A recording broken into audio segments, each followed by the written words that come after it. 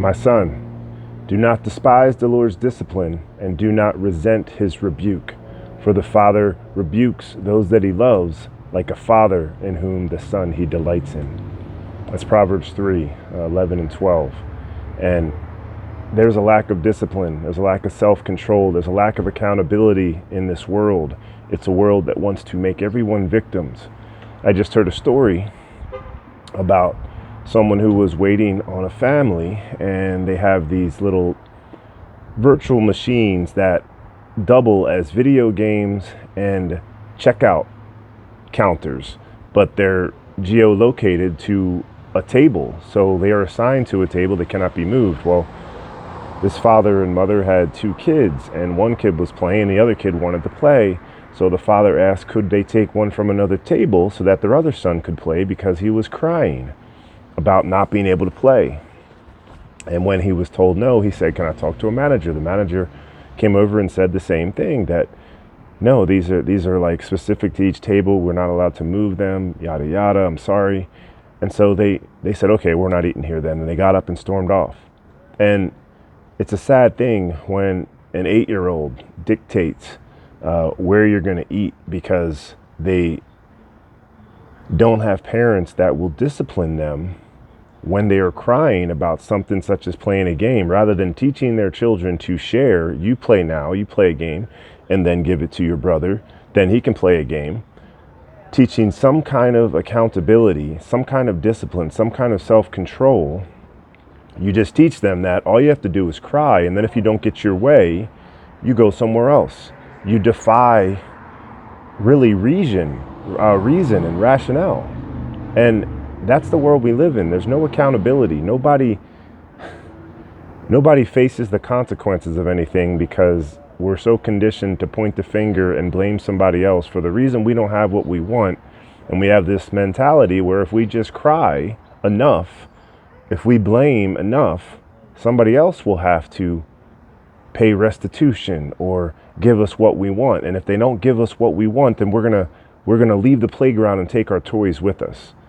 It's really sad, because it's just one of the many things that is being used to divide us, but it's one of the biggest things that is becoming more and more normal in the younger generations. And if the older generations aren't raising up the youth, we're to raise up young men in the Lord and young women in the Lord.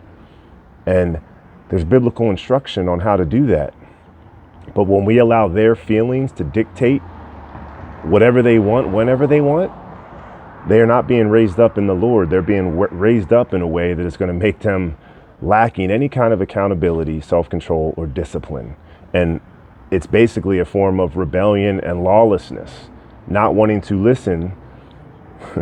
If your kid wants to play with fire, you're not going to let them, because you realize there's a danger. There's just as much danger in acquiescing to everything they want to do or don't want to do based on your distress level, because they are crying or putting up a hissy fit. Sometimes you have to let them wallow in that, let them feel it, let them get the feelings out, and then teach them a lesson. Look, I'm sorry, sometimes you just don't get to do what you want to do.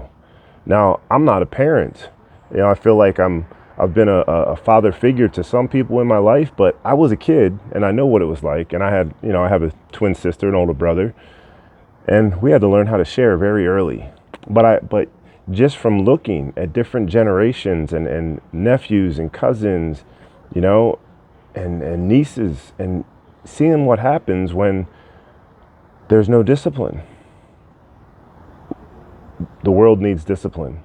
And the Lord disciplines and rebukes those that he loves. So if you're a loving parent, you want to discipline your child or teach them that they can't have everything whenever they scream or cry or throw on a hissy fit just because you want that aggravation to go away.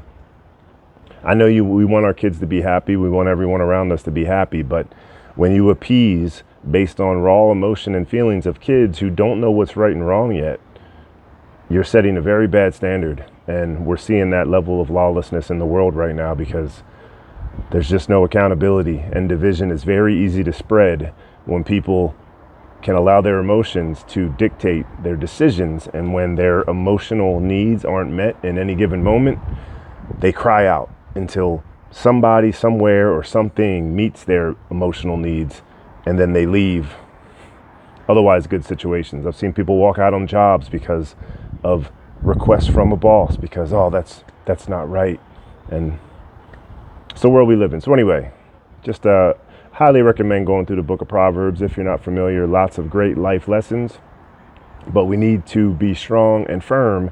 And when we discipline our kids and teach them that they can't have everything they want when they want it, you do it in love to make sure they know they're still loved, but they just can't always have what they want at the time they want it. Anyway, hope this finds you well. God bless. See you tomorrow.